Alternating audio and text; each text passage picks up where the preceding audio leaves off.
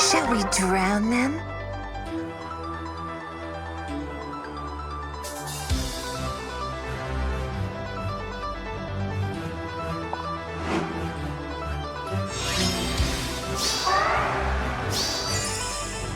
Gotta cool off.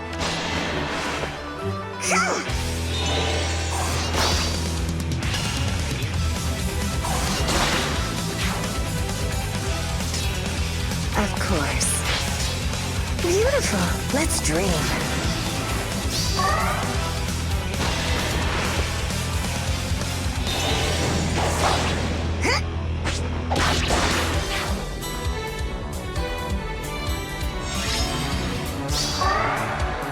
For peace.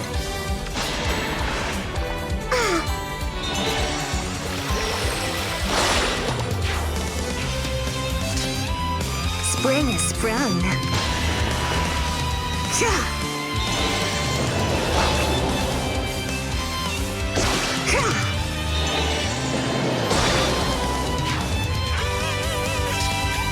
Very well.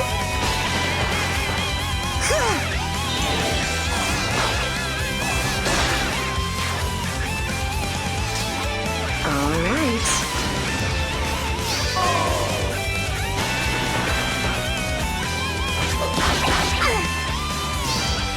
You've been knocked.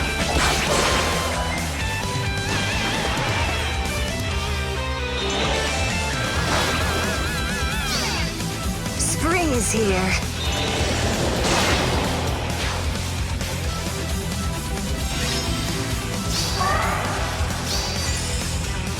Well, let's dream.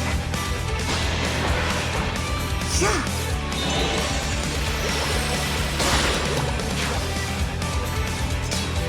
Time for a swim?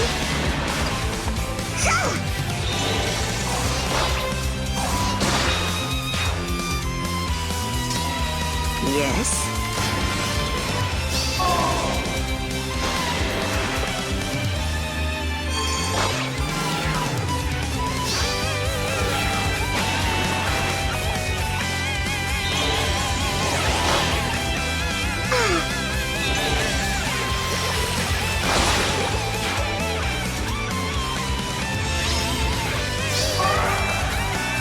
Gotta cool off. All right. I'll do my best. Beautiful. Yeah.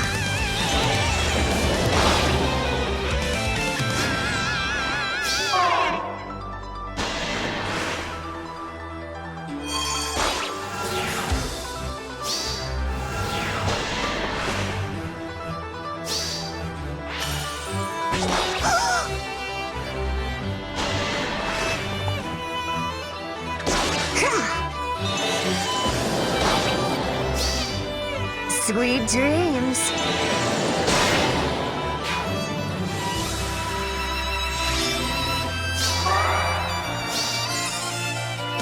Spring is sprung.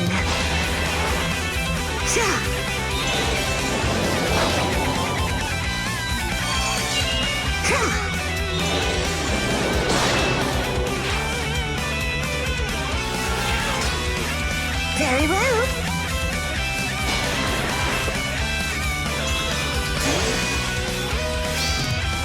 Tropical attack! Of course.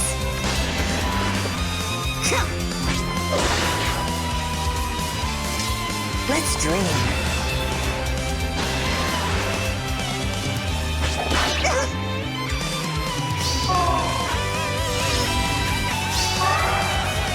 For peace. Yeah.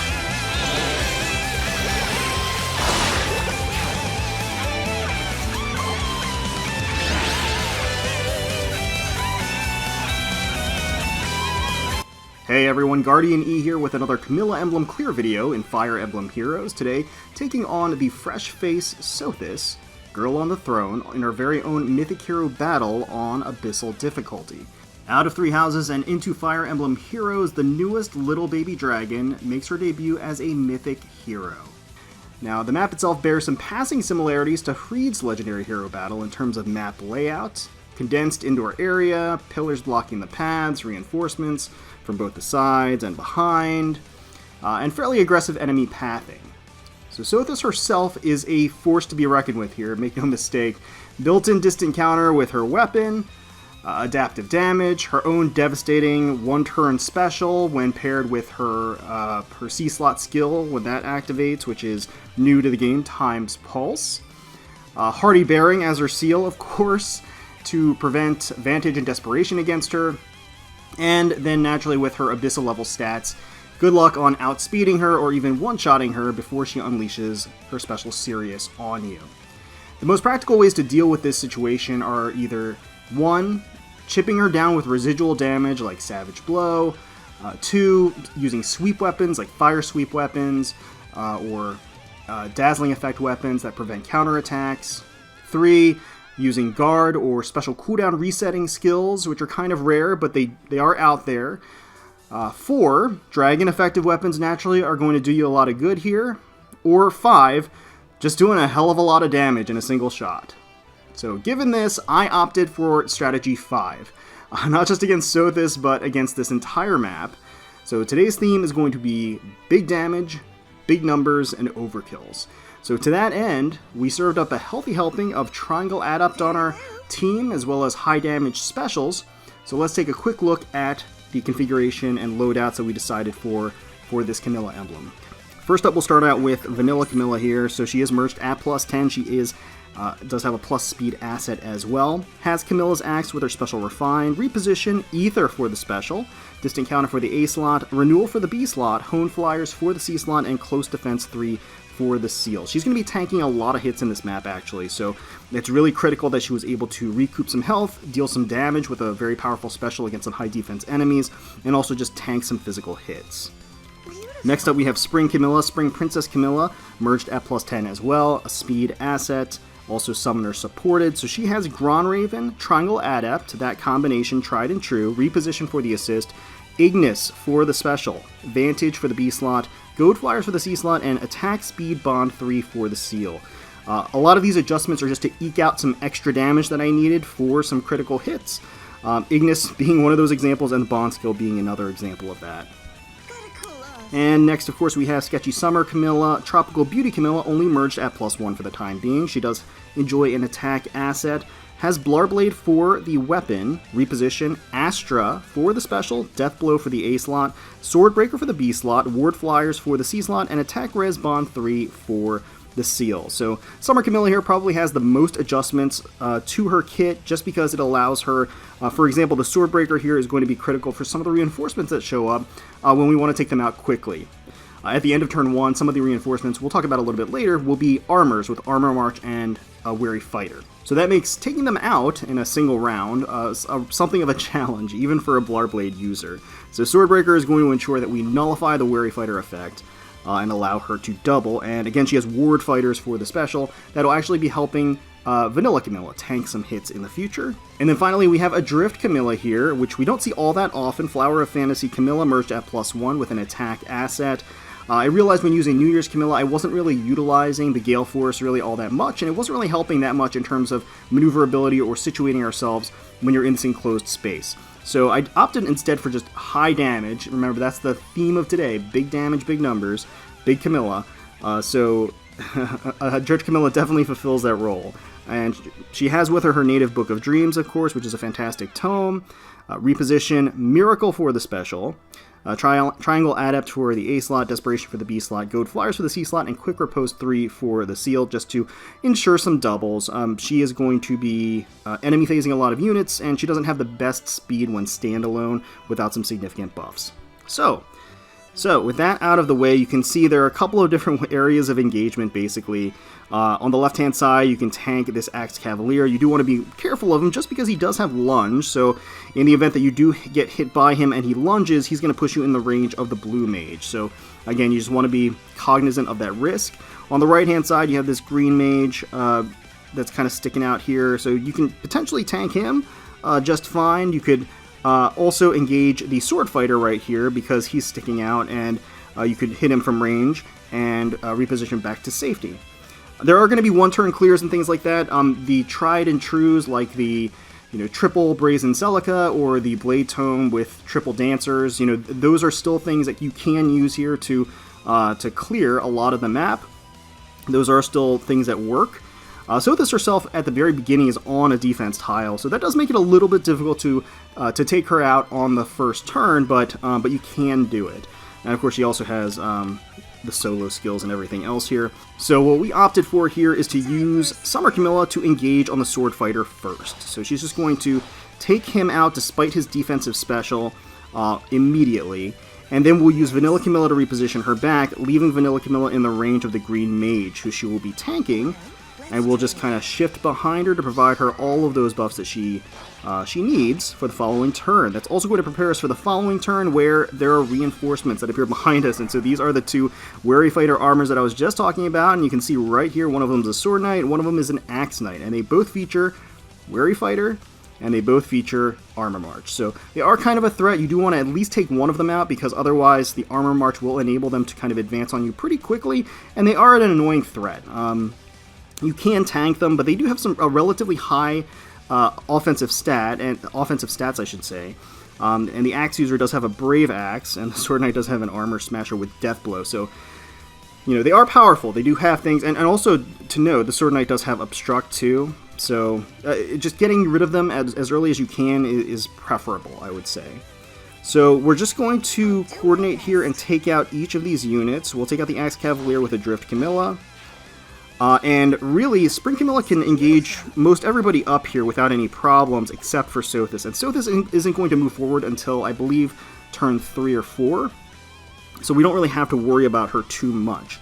But like I said, we do want to take out this Sword Knight, and that's why we have Swordbreaker on her. So we're going to be doubling and taking out the Sword Knight, just shy of one-shotting him. So we did need that Swordbreaker, and we will be taking him out. Of course, she's now in grave danger from the Axe Knight, so we're just going to use Vanilla Camilla to reposition her to safety. But before we do that, we want to make sure that Spring Camilla has all of the buffs she needs to engage the Bow Fighter. The Bow Fighter is the biggest threat, of course.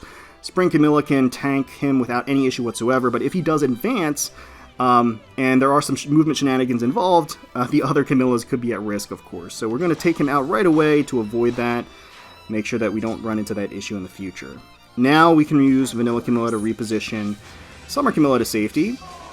Now Summer Camilla is providing that Wary Fighter, Ward Flyer's buff to let her tank. Spring is sprung. And then Spring Camilla similarly is going to be able to take out the Blue Mage that initiates on her by activating Ignis, that big damage. That's what we like to see. So, the following turn, we're going to get a few more reinforcements, a bunch of Cavaliers, really, Sword Cavalier and the Screen Cavalier over here. We will now take out the Sword Cavalier with Summer Camilla. Perfectly fine, just like that. And now we're going to take out, or finish off, I should say, the Axe Knight. So the Axe Knight is taking some pretty heavy damage from the Ether from Vanilla Camilla. But now we can finish him off with Adrift Camilla. We want to make sure that Adrift Camilla has the support that she needs from Spring Camilla, so we're just going to shift Spring down and Adrift to the side, and then she does just enough damage for the kill. Now, of course, that is going to put her in the range of the Green Cavalier, but she has some pretty monstrous res. The Book of Dreams is active since she is adjacent to an ally as well. And she also has Triangle Adept, so she has really nothing to worry about. I'm just going to shift Vanilla Camilla to a place where she can provide a Hone buff. I'm not going to put her next to Summer Camilla because this Cleric up here does have Panic Ploy. So just bear that in mind. The Cleric does have Panic Ploy, which is kind of annoying, which means that if you're getting any activated buffs, more often than not, she's going to be able to activate that against you with her 70 HP. She also has Attack Ploy, by the way. So we'll instead just shift Vanilla Camilla over to provide further support to Adrift Camilla, let her to be able to handily take on this Green Cavalier. An interesting element to the map, of course, is that the Cleric has Trilemma, which isn't something that you see all that often. You do see it in a couple of Abyssal maps, and it has some very interesting and unique utility, and it's a fun skill. But what it will essentially do is give certain units around us a Triangle Adept effect, so we're going to use that to our advantage. Again, remember, name of the theme, big damage, big numbers, big Camilla. So in order to accomplish this, the next thing we're going to do, we want to make sure Sothis is on the move. She is a threat, and we want to take her out as soon as we possibly can. And in order to accomplish that, the best unit to do that is going to be Summer Camilla.